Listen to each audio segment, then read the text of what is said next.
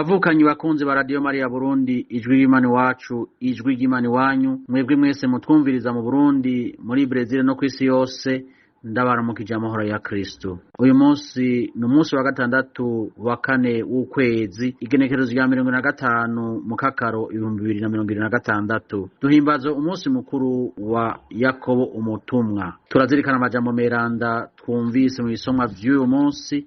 Igisoma ca mbere gukura mu ibara rya kabiri Paulo mweranda yandikiye abakorenti, ihigabane ca kane akarongo k'indwi gushika ku 15, aho Mukama Imana yiyerekana ikerekana ubasha bwayo mu magara make ya muntu. Izaburi ni izaburi y'ijana na 145, ijana na 146, bivanye naho mumwe wese ariko arasoma, ritwibutsa ko ababivyi mwibira babibabarira mwigesa bakagesa bishongora. Mu nkuru nziza Yezu Kristo tuzirikana uyu munsi ni inkuru nziza y'Amatayo mweranda, igano ca 20 uhereye karongo ka 20 gushika ku karongo ka 28. Inkuru nziza ishira imbere ubukomezi, inguvu korera abandi zo gushukurira bene wacu. Turi kumwe na Patiri Jean Dieudonné Ndaboroheye, umishonari w'umusaveriano arangura ubutumwa mu gihugu ca Brezil. Yaga Mukama umusavyi wawe aguteze yompi. Ivyo dusoma mw'ibaruwa rya kabiri umutumwa Paulo yandikiye abakorenti. Nshuti zanje, tweho abatumwa iryo tunga ry'umuco w'Imana turishinguye muri twebwe nko mu nzavya zibumba, kugira ngo babone neza yuko ubwo bubasha bw'agatangaza butava kuri twebwe, ariko ko ari ubw'Imana. Amagorwa yose yatuguyeko, ariko ntaradusenyura. Tubuze ico dufata n'ico tureka, ariko ntiturihebura. Baraduhama, ariko ntituri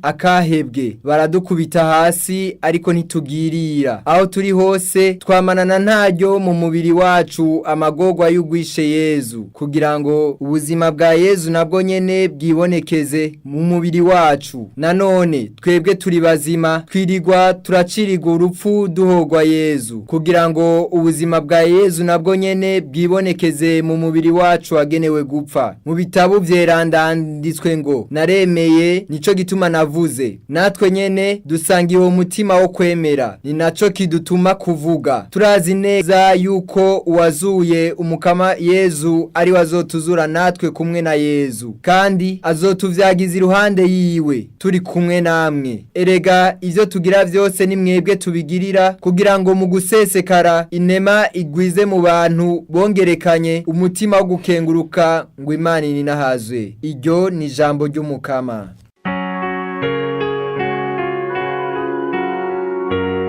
Ababivyi mwibiba babibabarira, mwigesa bakagesa bishongora.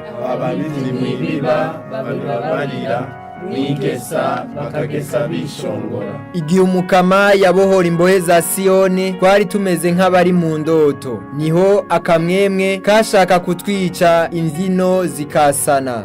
Ababivyi mwibiba babibabarira, mwigesa bakagesa bishongora. Niho abapagani bavuga bati, ivy'umukama yabagiriye nagatangaza, ivy'umukama yatugiriye nagatangaza, eka natwe twari mu kanyamuneza. Ababivyi mwibiba babibabarira, mwigesa bakagesa bishongora. Wohora se Mukama imbohe zawe, uzizane nk'imigende kw'isi kamutse. Ababivyi mwibiba babibabarira, mwigesa bakagesa bishongora. Ababivyi mwibiba babibabarira, mwigesa bakagesa bishongora. Bagenda bararira bajanye imbuto zo kubiba, maze bagarukanye imikama y'ivyimburo bakaza barisiga. Ababivyi mwibiba babibabarira, mwigesa bakagesa bishongora.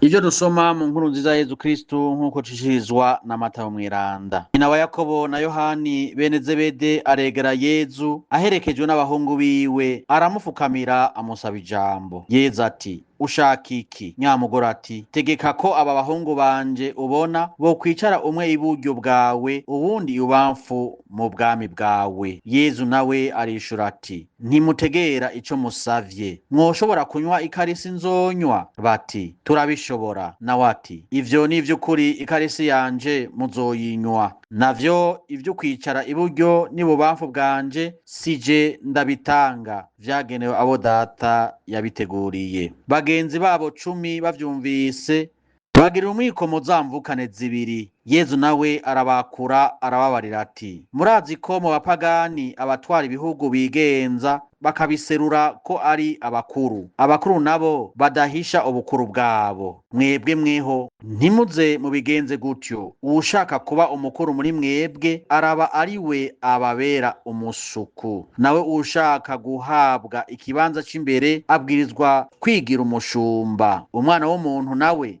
nyene ntiyaje gukorerwa, yaje gukora n'ukwitanga ngo acungure benshi. Dushemeze kandi dushimagize iyi nkuru nziza ya Yezu Kristu.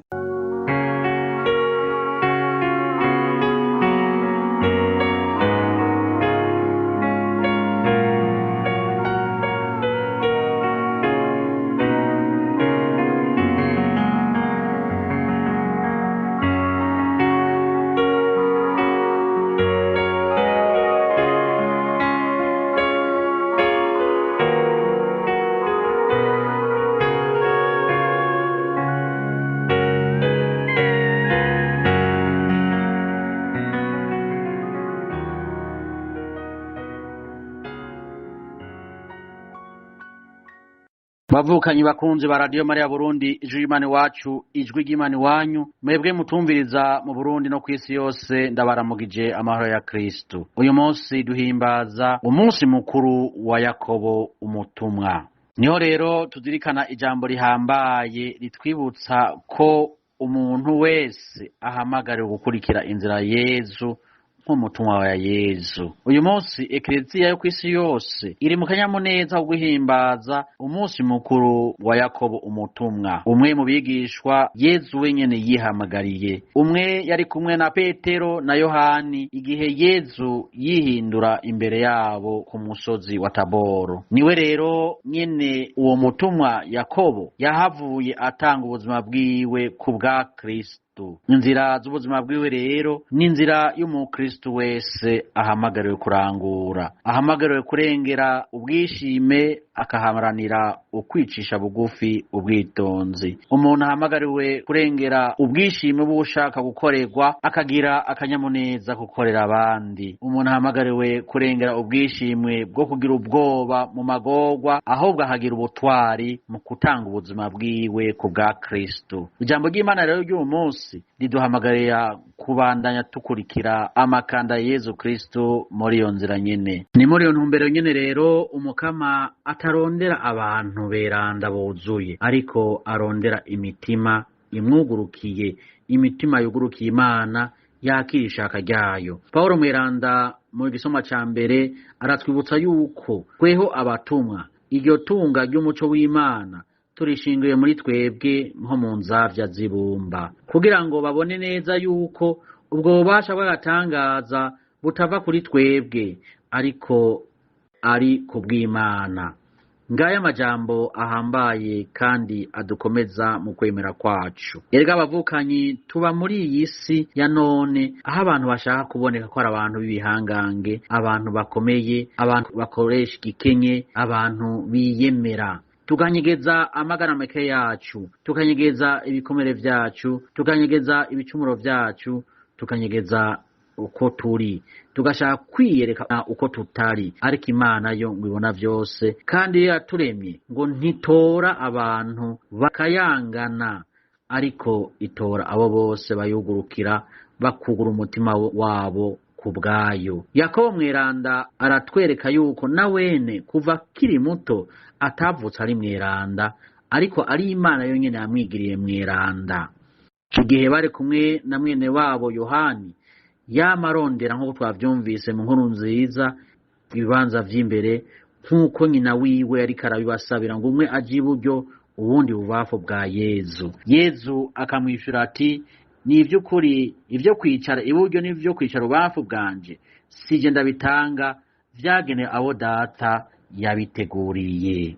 Bavukanye mwese mutwumviza kuri Radio Maria Burundi, ijwi Imana iwacu, ijwi Imana iwanyu, mwebwe mutwumviriza, turahamagariwe rero kumva yuko mu buzima bwacu tutocika intege kubera amagara maka yacu, tutocika intege kubera ibicumuro vyacu, kuko nkuko tuvyumvira rimwe na rimwe twibaza yuko igihe twacumuye Imana idashobora gukorera mu muntu. Ihibambewe umukama aratubwira ati inema yanje iragukwiye kuko ubukomezi bwanje bwibonekeza mu magara make yawe. Erega aho hose ndi ntangere niho mba nkomeye, nkuko Paulo Mweranda abitwibutsa. Ngeya amajambo adukomeza akatwereka yuko ubweranda atari ukugwa, ahubwo ubweranda ari ukugwa ukavyuka, uvyukira ku Mana, uhanga amaso Yezu wenyine yaje kudukiza, akiza abagwaye atazanywe n'abakomeye, akiza abanyabicumuro atazanywe n'aberanda. Ngaya amajambo duhamagariwe gukurikiza mu buzima bwacu, kwakira umusaraba wacu nk'abatumwa ba Kristo, kwakira umusaraba wacu nk'abatumwa ba Kristo. Nkuko Yezu nyene abitwibutsa ati ushaka kunkurikira niyihebe wenyene yikora umusaraba wiwe ankurikire. Mu nkuru nziza twumvise ukuntu Yezu abazi ikibazo kibandanye kiduherekeza muri iyi myaka ya none: mwoshobora kunywa ikarisi nzonywa? Yezu arakibaza aba batumwa babiri na nyina wabo.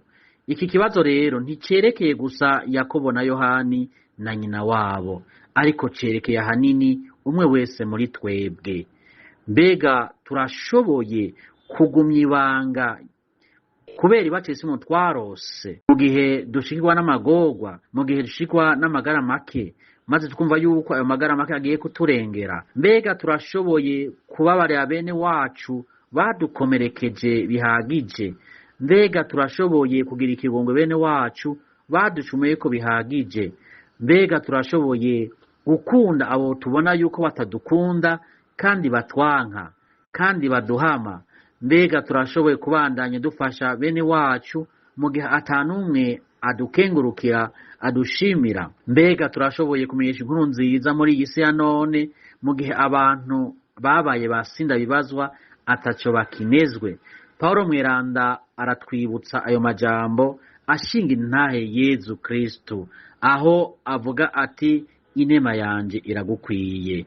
Kandi yasubiye akatwibutsa ati tweho abatumwa, iryo tunga ry'umuco w'Imana turishinguye muri twebwe nko mu nzavya z'ibumba.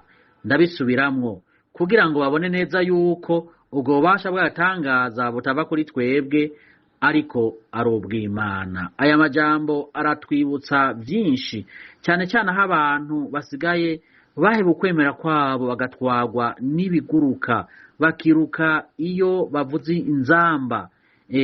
Muri iyi minsi reka ndagacishemwo, hari umukristo yambaje ati mbega pati, mbega barya abantu bose bari baje muri iki gikorana hajya kuri ETS Kamenge, igihe uwo muntu yiyita intumwa y'Imana Kristo Ndikumana, mbega burya by'ukuri boba bari abantu bafise ukwemera gushitse, bazi ico bemeye, bazi ko barose rya batisimu imwe nsa ikura ibicumuro? Iryo jambo turyumve bavukanye, turiko turazirikana amajambo y'Imana, twumve yuko ibi vyose bikayangana atari byo Kristo azamo, ariko duhamagariwe gukirikira Yezu, kuja kuri rya shure ry'inzira y'umusaraba wiwe, tukikora umusaraba wacu tukamukurikira. Nkuko twavyumvise ko tutabashaka kwikura izi nzavya zibumba dufise, aya magara make dufise, ahubwo tuyerekeza ku Mana. Kandi ukaba nkako gw'ibatisimu twarafuye kubw'igicumuro, twarakijwe na Yezu w'igicumuro igihe yapfa ku musaraba,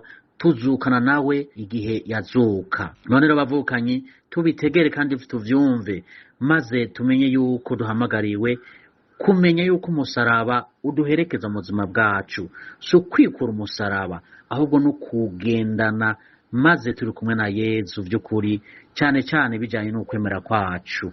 Erega ahatari umusaraba nta zuka rihari, erega ahatari ubabare ngo nta butumwa buranguka, ngo erega bavukanye ahatari umwijima umuco ntuboneka, nako umuco uza igihe hari umwijima, umuco niwunesha umwijima. Duhamagariwe rero bavukanyi kugumana iryo banga, nk'uko Yakobo mweranda umutumwa abitwigisha, yemeye gupfa agapfira Imana adahemukiye Yezu, nk'uko Yezu yemeye gupfa agapfira Imana se adahemukiye Imana se. None natwe duhagaze hehe? Mbega turiteguriye muri iki gihe ca none guheba umwanya wacu, guheba ibyo dukunda byose ngo tumenyeshe Yezu Kristo, tumushingire nahe muri igihe c'amayoberane, muri igihe c'amakuba menshi adushikira kandi adutera ubwoba? Bavukanyi ba Kristo mutwumviriza kuri Radio Maria Burundi, ijwi Imana iwacu, ijwi Imana iwanyu, uyu munsi Yezu arasubira atwibutsa ubukuru bwari bwo nyabwo, ubukuru bwo gufasha bene wacu. Yezu avuga ati, mwebwe mweho ntimuze mubigenze gutyo, ushaka kuba mukuru muri mwebwe araba ari we ababera umusuku, nawe ushaka guhabwa ikibanza c'imbere abwirizwa kwigira umushumba. Kuko umwana w'umuntu nawe nyene ntiyaje gukorerwa, yaje gukora